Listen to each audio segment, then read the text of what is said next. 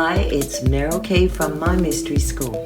Here's your Astro Dice Horoscopes for January 2024. We'll start with a very brief astro overview and then we'll do some dicey spice for each sign. If you want more in-depth astrology for the entire year, check out my Astro Tarot Forecast 2024, including individual horoscopes. And if you can support my channel with a like, a subscribe, a comment or a share. Here's a brief look at the astro transits for January 2024. We've got a new moon in Capricorn on the 11th of Jan, and the full moon will be in Leo on the 25th of Jan. The sun's in Capricorn, it moves into Aquarius on the 21st. Mercury's retrograde in Sag and turns direct on January the 2nd. It moves into Capricorn on Jan 14. Venus is in happy-go-lucky Sag and moving into Capricorn on the 24th. Mars is in Sag, moving into Cap on Jan 5. Jupiter's in Taurus. Saturn's in Pisces. Uranus is retrograde in Taurus and it moves forward on the 27th of Jan. Neptune's in Pisces. Pluto's in Capricorn and woohoo makes a big return to Aquarius on the 21st. The North Node's in Aries and the South Node in Libra, and Chiron is in Aries. As far as transit goes, it's not such a revolting month as the last few have been. The big deal is that Pluto changes signs on the 21st of January. Pluto will last a generation in Aquarius. The shift from Earth sign Capricorn to air sign Aquarius will have the effect of transforming our intellect, our mind, what we need for freedom, what we need for independence, and also essentially how we're lifting our frequency from a very earthbound one to something a little higher. Aquarius, you're the ones on notice with this. But let's start our Dice Spice horoscopes, starting with Aries. Aries, Mars has been in fire sign Sag through December, and that's both invigorated you and also left you running around wondering if you got anything done at all. This month you want to see results, so let's see how you go with that. Aries. Oh, you've got the first house. You've got Neptune. And you've got Aquarius. Okay, Aries, the first house is your hometown. You're comfortable there. But something's not so comfortable with dreamy, nebulous, wobbly, no boundaries Neptune and Aquarius. It's quite intellectual and sure of itself, and a fixed sign. It's quite stubborn. The first house actually has an effect in your physical appearance, the way your energy is, the way you navigate yourself forward. So I'd like to say for you, Aries, that January, Neptune wants to put the brakes on a bit. It wants to make things a bit loose and flexible. And I think it's also signaling you trying something radical, a bit different, stepping out of the ordinary with your preferences, your choices, even a new hairstyle or the way you want to be perceived. This month is really nice for collaborations. It's really nice for creativity. It's good for discovering something new, something mystical, and listening to your dreams about that. Wherever Neptune touches, it dissolves. And here I think you're wanting to step back from being the primary force or the one who has to pick up the pieces, the one who has to make things happen. You want to let it go and just see how things ride. Aquarius is a sign that also looks at the group dynamic. And Neptune enjoys that because it wants to dissolve the boundaries and have us all connected as one. Maybe a Neptunian group, which would be something like art or photography or book club or even scuba diving, because Neptune rules the water. There's something that puts you in that group and allows you to create a space where you've got the head and the heart working together. It's an unusual read for you, Aries, but it's a good read. It starts the year off defining who you think you are, how you think that's changed, and where you want to go with it. Taurus, the end of 2023 was pretty rough on you. A few revelations, a few surprises, and a few side swipes as well. So you're starting 2024 a little bit tentative. You're questioning if you should stick to your guns or change the plan. So let's ask the dice. You have Taurus, your sign. Oops. You have the second house, your house. And you have Jupiter. Okay, this is really nice. Taurus rules the second house. And the second house is the house of the body, of your values, your self-esteem, and what you have, what you own, what you claim as your own. It talks about the resources available to you. And whenever Jupiter is in the second house, you're in luck because your resources expand. Taurus wants to make sure that you've got enough work to see you through, you've got a strong foundation, there's food on the table, money for holidays and entertainment, and basically you're set up with a really good base. So you don't have to worry, you can enjoy yourself and have pleasure. Jupiter loves to have pleasure in Taurus. Oh, and Jupiter is transiting Taurus this year anyway. So we've got a lot of support for you in January. This looks to me like a symbol of flourishing, watching the crop grow. And perhaps by the time Jupiter leaves your sign, which I think is May, that you've got a real sense of achievement, of having worked for something, gone through the cycles with it, and now you can really see where it's blossoming. This is very good for property, it's good for investments, it's good for investments that involve the earth, it's good for getting recognition for the work you've already done. At the same time, you don't want to be loose or give away too much or lose the bonuses and the traction that you've made. Taurus would like just to hold things slow and steady, take it step by step, and allow an investment to grow. This is not about fast money. This is about money and resources you've earned. You've worked for it. Congratulations. Gemini, Venus and Mercury are in your opposite sign. And this has you wistful that things were different, especially in love and work, and even in your creative expression. You want something to show for it. So what are you going to do about it, Gem? Let's ask the dice. You have the fifth house, Mars, and Cancer. Interesting. Okay. So if our question is, what are you going to do about getting yourself ahead? Mars is saying, absolutely, take action in the fifth house, the place of self-expression. Cancer there says you've been holding something tight, nurturing the seed, nesting it, perhaps afraid to release it out. But January, it'd be really good if you could get behind yourself. Put the work in, be a bit brave and courageous, and start expressing yourself in a more planned, constructive, authentic way. This is very creative, and there's something you've been holding and harbouring, something you've been keeping close to your chest. Mars really activates that point and says, give it out. Put your dreams and aspirations out into the world. Mars in Cancer is a very nurturing placement. It makes a really good body worker, a really good healer who's got endless energy to give and nurture. So I see that January is a really nice time for you, Gems, to get that creative expression, whatever it is, out loud and proud. Take it from this seed-nurtured status and open it out to be received. There's a bit of work involved in it for you, but the passion is there. The idea is sound. And the fifth house says, get it out. Cancer, January is going to be about relationships for you. The new moon on the 11th brings your focus to a new status, feels and responsibilities in your relationships. Mars, Mercury and Venus are all in your opposite sign of Capricorn. And that gets you noticed, especially at work or personal achievements. Let's see what the dice can say. You have Mercury, Gemini, and the third. Okay, really nice match. Mercury is the ruler of Gemini, and Gemini Mercury rules the third house. So we've got a perfect score here, a trifecta. And the dice is being very, very clear for you, Cancer.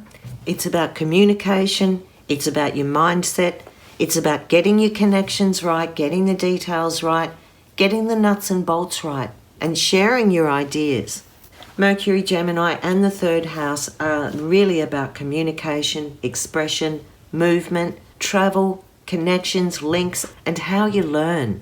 Some of you might be starting off a new learning experience, or sharing what you have learned out to a wider area. There may be communication involving a sibling, and if it's been a bit of a rocky relationship, this says you get to a place to reconcile. Gemini's job is to harness two opposing sides, and it feels like it's right in the middle of this reading. Cancerians, if you feel you've been stretched one way and another, not being able to fully express your ideas, not being able to feel understood, then I think you really work on that in January. And it feels very respectful, very well received, and there's a lot of groundedness and power in the way you're sharing what you know. Hooray! Leo, you have a full moon in your sign on the 25th, and Leo moons are great for socialising, getting dressed up, getting loud and laughing a lot. And with this moon, there's a bit of a twisted sense of humour in it for you. Pluto is moving opposite your sign into Aquarius for the next 20 odd years. And by the time this transit is done, you will have shed several layers of armour and become a pussycat. Let's see how the dice can help you. You have the 5th house, that's your house. You have Aries. And you have Mars, okay.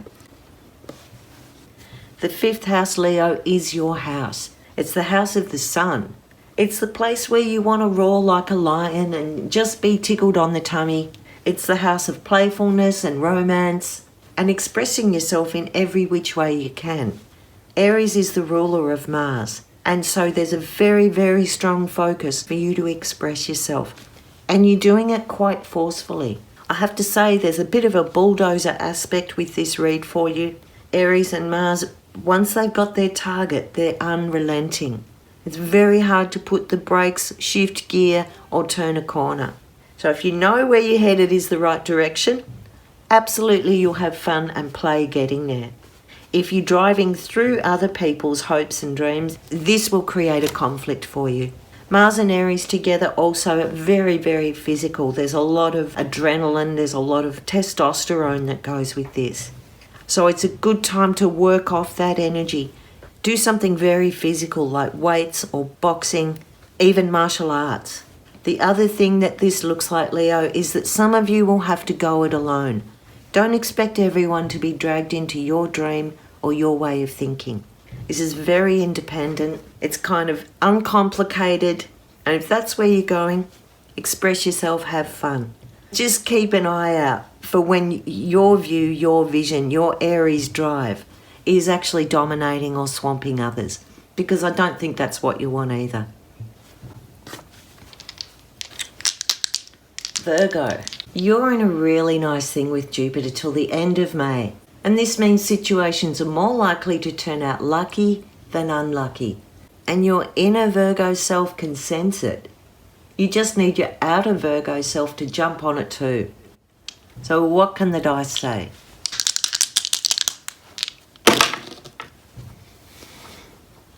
You have Sagittarius, the North Node, and the 9th house. Very aspirational. This is like a lift-off. The 9th house is the home of Sagittarius, and the North Node is like a gobble guts for wanting more. Just like Sagittarius would like more. So you're going to be hungry for knowledge, hungry for travel, hungry for new experiences. If some of you are embarking on learning or education, this is really good for it. And it also looks like there may be something with language, and I'm not just talking about French or German. Maybe the language is coding, maybe it's the language of energy, the language of shamanic practice. You're getting a real knack for something, and it's taking you beyond what you thought you knew or how you thought life was going to turn out. This is really lucky without putting pressure on you. The North Node just brings things to you. It opens the door. It opens you to opportunity. And with these two dice being very lucky, very benevolent, buoyant, optimistic, it's a month of growth for you. A month of being in the right place at the right time, being flexible and changeable, and still knowing you're heading in the right direction.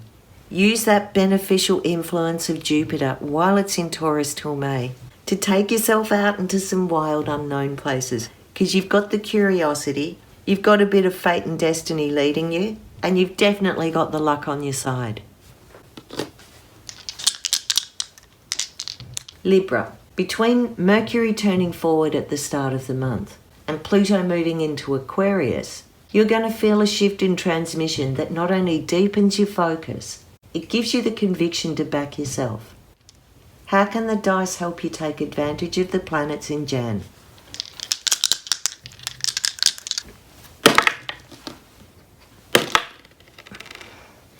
You have the 10th house, Mars and Scorpio.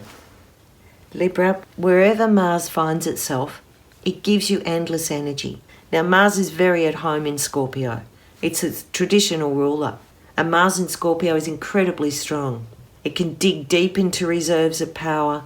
It sort of smoulders with charisma. And it's got a very deep resilience and conviction. The 10th house refers to how you put yourself out in public, how you're seen and known by others, and how that's reflected back to you. So the 10th house looks at your work, your career, your status and your position. And for this in January, you're going to be called to really dig into your reserves of strength because you're going to be known for how strong you really are. You may have been holding secrets for others. You may have some of your own secrets and resentments that you haven't revealed, but January is the time you want to address it.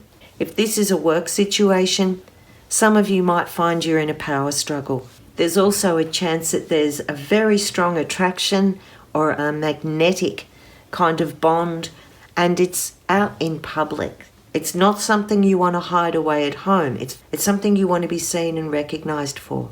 Some Librans may find that they have to protect someone more vulnerable, stand up for something they believe in, or really check in and assess what your aspirations are and how you want to take that out further into the world. Be aware of the kind of power that you have.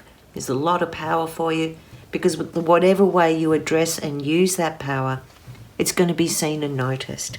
It's a very strong read for you, Librans. It's got a lot of conviction, and it'll really tell people where you stand.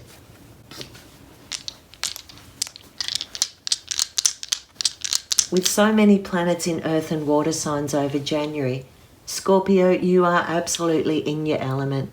And maybe January's the time that you can actually kick back and know that everything's in its place and where it needs to be. Finally, let's see if the dice has a surprise for you.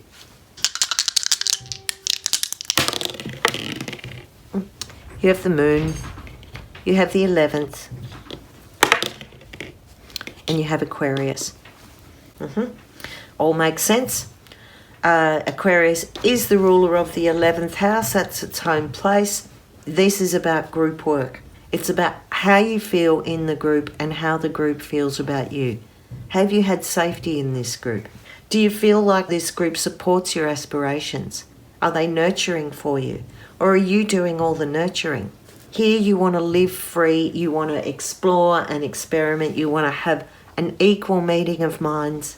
But wherever you've detached from your emotions, January is going to pull you back into them, especially around that full moon time, around the 25th. That full moon is going to put a pressure on, particularly for Scorpios born in October. It's going to change your direction a bit and make you question if you've been giving too much or not being recognised, not being appreciated. Some Scorpios are going to find they need to be a big shoulder to cry on for their friends, and others will be finding out who their friends really are. It's a little bit prickly for you. It's kind of new ground for you, Scorpio, but especially around that full moon time, you're called to immerse yourself into a community or a group activity, a group connection. The 11th house also looks at social media and the way we use technology to connect with each other. So I think you find your feet. Anything that's been a bit discordant will rinse out in the wash. And you may find there's a lot of love coming to you from places you didn't expect. We asked if there was a surprise for you, Scorp, and there might be a surprise, but it kind of looks like a big group hug.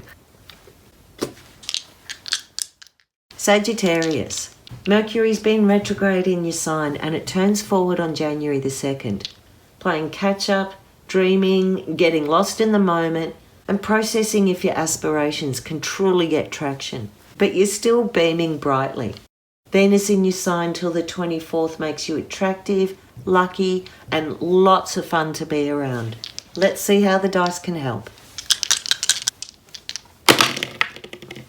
You have Scorpio, the 11th, and Jupiter. So there's a bit of a mix in this one for you. There's Jupiter, your leader, your ruler, the planet that really aligns with Sagittarian energy, the energy that wants to grow and go beyond and get bigger and brighter, take it to the next level. The next level you want to go is forming a deeper relationship with someone in your group, or perhaps someone who's been in the friend zone. Scorpio looks for intimacy, and sometimes that's through sex, but it can also be through the invisible communication, the way you're looking at someone, the way they touch, the way they move past you, the music they like. Scorpio brings in an emotional element, and Sag is saying it gets a lift off in your friendship circles and in whoever you call community. You're wanting to find a place where at a really deep level you can feel vulnerable and be accepted. That means opening up a bit, because it might be someone else's vulnerability coming to you. And you're always ready to go there, Sag. So I think this is a very satisfying connection, whatever way it turns out. Just point out that's Weiwei's opinion, and she is a Sagittarian with a Scorpio rising. So she probably knows what she's talking about. And I'd listen to her. Go for it, Sag. The way you want to do more is to go in deep. Find that connection. Find the deep heart and see if it matches. Capricorn. It's your birthday month, Cap, and the new moon in your sign on the 11th marks a new cycle in more ways than one. Pluto, that planet of death and transformation, has been in Capricorn since 2008. And now it's leaving the stage. You're on the other side of what it began deconstructing. So where are you now? Let's ask the dice. You have the 11th, the Sun, and Leo. Very nice optimistic read for you, Capricorn. The Sun, wherever it is just going to brighten your day, and it loves to be in the 11th house. It's out socialising, and especially around that full moon time. I see there's a big group gatherings, you're in your element, you're fussing about being entertained and being entertaining. You've got new friends and old friends, and you've got a lot of appreciation. Leo full moons are very, very social, happy, warm times. People love to get together under a Leo full moon. And I see you enjoying yourself with those activities. It's a big deal that Pluto leaves your sign on the 21st. And this looks like a weight comes off your shoulders. All of a sudden you're out in the sun, being yourself, being silly, being playful, and a very serious aspect, a very dark and difficult, challenging time, you have a new perspective on it. And it's definitely more fun and playful. This is the month wherever you go, Caps, the spotlight's going to be on you. You're going to have confidence and self-pride and self-assurance, and you're going to have that in spades. Keep your sense of humour, Caps. You're looking for like-minded others, and they're drawn and attracted to you as well. Aquarius, you got a sniff of it from the end of 2022 to May 23. But now the once-in-a-lifetime generational influence of Pluto in Aquarius is upon us. Pluto moves into your sign on the 21st, and the full moon opposite a few days later on the 25th means January is a time of tasting the truth, revealing a secret, and testing out an emerging superpower. You've got that slow movement of transformation grinding over you. It's life-changing. So how can the dice help you?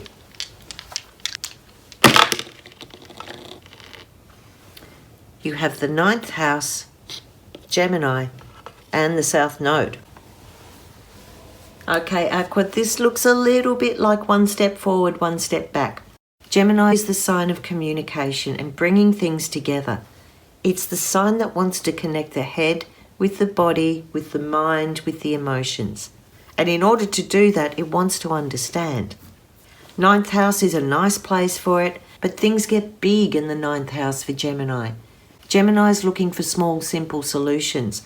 and suddenly everything gets a bit complicated, too far-reaching, too difficult to get there.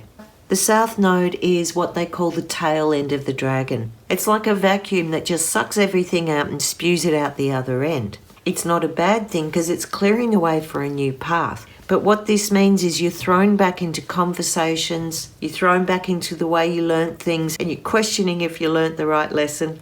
You're going back over the way you tried to bring things together and how successfully you managed sorting out two opposite sides of your nature.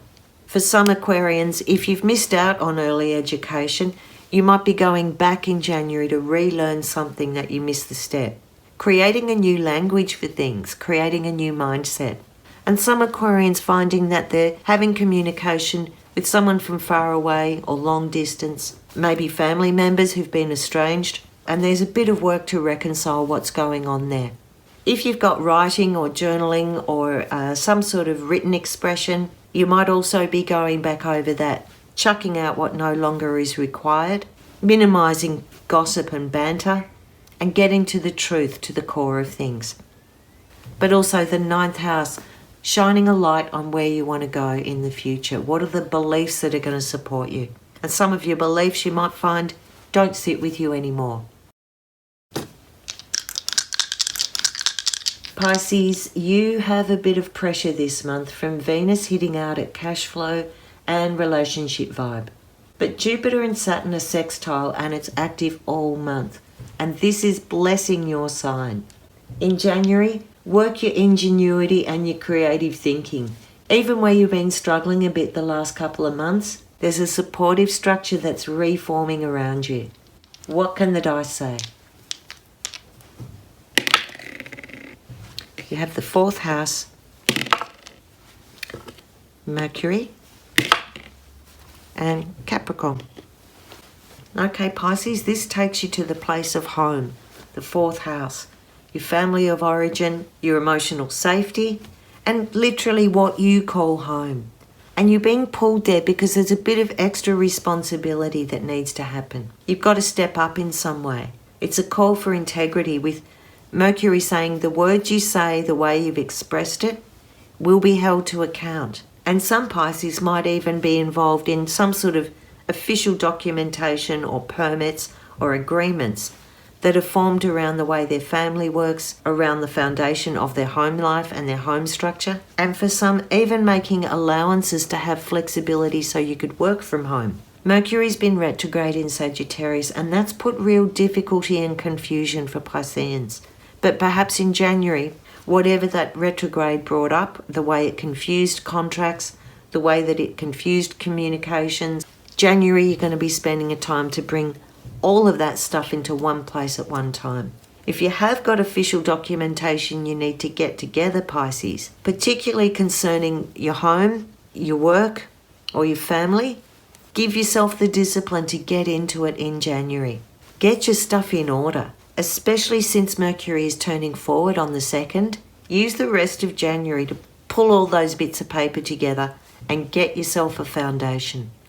It will relieve your mind no end, it will give you the emotional safety you need, and it will kind of educate the way you communicate so that you know everything's signed off. It's good advice, Pisces. You've got Saturn in your sign wanting you to address these things anyway. January, make time for it. So I hope the Dice Spice has helped you out at the start of this new year. And if you're looking for the full 12-month read, check out my Astro Tarot video that's already up on my channel. I'm Meryl Key, and this is my mystery school. Find me on Instagram at my_mystery school or on my website www.merylkey.com. See you next time.